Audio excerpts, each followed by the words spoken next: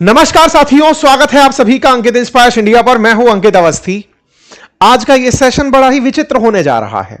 Session की headline ही कुछ इस तरह से लिखी गई है कि पगला गए हैं ट्रंप। अब ये हम कहने वाले होते कौन हैं? हम नहीं, हम आपके सामने ट्रंप को प्रस्तुत कर रहे हैं। प्रस्तुत बिल्कुल एज इट इज, हूबहू, बिना किसी फिल्टर के, ना किसी बीप के। ये जैसा बोले दुनिया के सामने, हम अपनी तरफ से आपको वही सारी बातें इनके मुंह से बोलते हुए सुना देंगे। कुछ ऐसी बातें इन्होंने परसों यानी शुक्रवार की शाम को की हैं, जिसकी वजह से आपके मन से यह भ्रम तो उतर ही जाएगा कि ये होशो हवास में है। जिस तरह की बातें ये ओपन माइक पर करते चले गए, जिस तरह के आज के कंटेंट क्रिएशन में अडल्ट कैटेगरी के अंदर रखी जाने वाली सामग्री हो, जिसे ओटीटी प्लेटफॉर्म पर भी एज रेस्ट्रिक्शन के साथ रखा जाता हो, यह उसे खुलेआम दुनिया के सामने प्रस्तुत कर रहे थे। चाहे सेक्स संबंधी बातें हो या फिर सऊदी क्राउन प्रिंस के इनके, मैं शब्द भी यूज नहीं कर पाऊंगा, इस तरह के बर्ताव की बातें हो, ये सब वो बातें हैं जिससे एक बड़ा प्रश्न खड़ा होता है कि दुनिया जिस देश की वजह से फिलहाल पूरी तरह परेशान है, जो हाल ही में ईरान इजराइल युद्ध में उलझी हुई दुनिया है, उस दुनिया के आनंद लेते हुए ये ट्रंप कितने घातक हो सकते हैं। इनका जिस तरीके का रवैया है, यह किसी सन की राजा जैसा है। इस सन की राजा को हटाने के लिए अमेरिका में इन दिनों प्रोटेस्ट हो रहे हैं और अब तक के सबसे बड़े प्रोटेस्ट उन्हें कंसीडर किया जा रहा है। पूरे अमेरिका में लगभग 3100 जगह पर प्रोटेस्ट हुए हैं ट्रंप को हटाने के लिए, जिसका नाम ही नो किंग्स प्रोटेस्ट रखा गया है। अमेरिका के अंदर फिलहाल जो हालात हैं उन्हें देखते हुए मुझे लगता है कि अमेरिका को खुद इन्हें इंटरनेशनल डिजास्टर घोषित कर देना चाहिए। यानी ये वो व्यक्ति जिसने पूरी दुनिया पर अपनी सोच, अपनी बातें, उन सबको ध्यान में रखते हुए वो माहौल पैदा कर दिया है, जिस माहौल को डिकोड करना भी शायद अब मनोवैज्ञानिकों के भी बस की बात ना रह गया हो। फाइनली एक थ्योरी निकल कर आती है जिसे मैडमैन थ्योरी कहा जाता है। रिलेट किया जाता है रिचर्ड निक्सन से। कहा जाता है कि इनकी तरह ही रिचर्ड निक्सन हुआ करते थे, या रिचर्ड निक्सन उस समय इंटरनेट के बिना वाले दौर में थे, फिलहाल ये नए दौर में है, इसलिए अमेरिका को कभी कभी ऐसे सन की राष्ट्रपति मिलते हैं।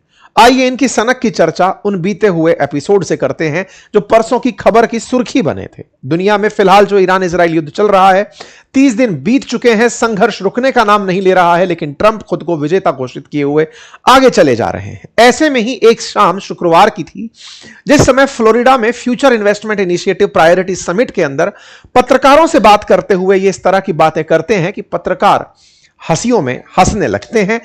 पूरी तरह से कमरा मजाक में और इनकी मजाक में निकल पड़ता है। पत्रकारों से सवाल करते हुए, फ्यूचर इन्वेस्टमेंट समिट है, मतलब दुनिया भविष्य में कहां निवेश करे, इस बारे में चर्चा हो रही है।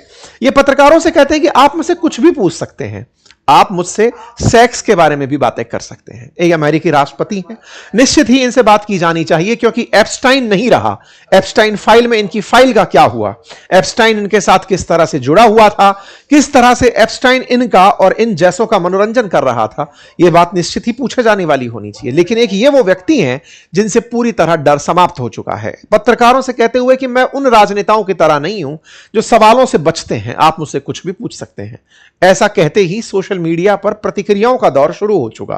अमेरिका असल में अब तक दुनिया के सामने एक ऐसा देश रहा जो कि बहुत सारे रेफरेंस स्थापित करने वाला रहा, चाहे डेमोक्रेसी के मानक स्थापित करने वाला हो, विचारों के एक्सप्रेशन को लेकर हो, राइट्स, ह्यूमन राइट्स को लेकर के हो, या फिर ग्लोबल पीस और डब्ल्यूटीओ के नियमों को लेकर रहा हो। वैश्विक परिदृश्य में अमेरिका हमेशा एक टॉर्च बियरर बनकर अब तक रहा है। लेकिन अमेरिका को मिले हुए ये राष्ट्रपति जो कि इतने ज्यादा उतावले हैं किसी भी बात पर रिएक्ट करने के लिए कि अब ये इस हद तक आ चुके हैं कि इनका कोई कुछ नहीं बिगाड़ सकता। आप में से हो सकता है कि कुछ लोग इस सवाल के साथ हों कि जैसे भारत के अंदर ऐसा हो तो भारत के अंदर तो कोई पार्टी साथ छोड़ दे तो प्रधानमंत्री ना रहे, क्या अमेरिका में ऐसा नहीं हो सकता? नहीं, America presidential form of government रखती है, जहां पर बना हुआ राष्ट्रपति 4 साल के लिए निर्वाचित होता है। 4 साल तक का जो कार्यकाल की स्थिरता है उनकी, वही उनके पागलपन के बड़े कारणों में भी शामिल होती फिलहाल दिख रही है। अमेरिका के राष्ट्रपति पर दुनिया भर के लोगों के रिएक्शंस आते हैं। लोग इनके बारे में सवाल यही करते हैं कि यार ये क्या पागलपन है, ऐसी ही एक बात और करते हुए निकलते हैं। ये कहते हैं कि मैं उन लोगों के साथ रहना पसंद करता हूं जो लूजर्स होते हैं, मुझे सक्सेसफुल लोगों के साथ रहना अच्छा नहीं लगता। सक्सेसफुल लोगों के साथ रहने पर उनकी तारीफें सुननी होती हैं, उनकी उपलब्धियां सुननी होती हैं। मैं लोगों की उपलब्धियां नहीं सुनता, मुझे अच्छा लगता है वहां रहना, उन लोगों के बीच रहना जो मेरी उपलब्धियां सुने, मेरी सफलता के बारे में सुने। ट्रंप का जब ये वाला बयान वायरल हुआ तो ये अपनी तरफ से ये कहते हुए वायरल हुए कि शायद यही कारण है कि अमेरिका के राष्ट्रपति आसिम मुनीर के साथ और शहबाज शरीफ के साथ रहते हैं, क्योंकि इन्हें लूजर्स के साथ रहना पसंद है। इन्हें पसंद नहीं है उन लोगों के साथ रहना जो अपनी उपलब्धि, अपनी लोकप्रियता, अपनी काबिलियत गिनाएं। इसीलिए अमेरिका के अंदर ट्रंप के विरोधी खेमे के जो लोग हैं, यानी डेमोक्रेट्स जो हैं, वो इनके बारे में यही प्रश्न कर रहे हैं कि इनके जो चाहने वाले हैं वो सब लूजर्स ही हैं, ट्रंप तभी उनके बीच में खुश हैं। लोग इनके ऊपर तरह तरह के कंटेंट और प्रतिक्रिया बना रहे हैं। सोशल मीडिया पर अगर आप छांटने बैठे तो बहुत बुरा हाल मचा हुआ है। ये ट्रंप के ऑफिशियल बयान के तरीके से है। इनके बाद में ये अचानक बोलते बोलते निकलते हैं कि अब अगला क्यूबा होगा, लेकिन पत्रकारों से मेरा निवेदन है इस बात को भूल जाना, मैंने कुछ नहीं कहा ऐसे समझना। अगला क्यूबा होगा यानी कि आपको समझ में इतना तो आ ही गया होगा कि अब ये क्यूबा के ऊपर हमला करेंगे। अगले बार ये क्यूबा के लेकर कोई एक्शन करेंगे, और ये पहली बार नहीं है। अमेरिका के राष्ट्रपति फरवरी 1, 2026, 27 फरवरी, 17 मार्च सब बार क्यूबा के बारे में जिक्र कर चुके हैं, और अब फिर से बोल चुके हैं क्यूबा नेक्स्ट। यानी वेनेजुएला के बाद ईरान और अब क्यूबा। दुनिया के अंदर पीस प्रेसिडेंट की भूमिका से निकलने वाले ट्रंप अचानक अपने तरीके का पीस दुनिया को परोस रहे हैं, और ऐसे में क्यूबा के बारे में बात बोलते बोलते लोग इनके ऊपर प्रतिक्रिया देने लगते हैं कि यार क्या हद है, no strategy, no leadership, zero restraint, total entitlement, चल क्या रहा है। अमेरिका के राष्ट्रपति की और बातें सुनिए, ये इसी मीटिंग से निकली हुई बातें हैं जो मैं आपके सामने रख रहा हूं। ये अचानक स्टेट ऑफ हॉर्मुज के बारे में बयान देने लगते हैं और कहते हैं कि वो state of Trump, state of Trump नहीं, मैं स्टेट ऑफ हॉर्मुज की बात कर रहा हूं। मतलब जिस तरह से इन्होंने गल्फ ऑफ मैक्सिको को मतलब गल्फ ऑफ अमेरिका कहना पसंद किया, अब इन्होंने स्टेट ऑफ हॉर्मुज को स्टेट ऑफ ट्रंप कहना शुरू कर दिया। मुग्धता में पगलाए हुए ट्रंप को पागल ना कहा जाए तो क्या कहा जाए।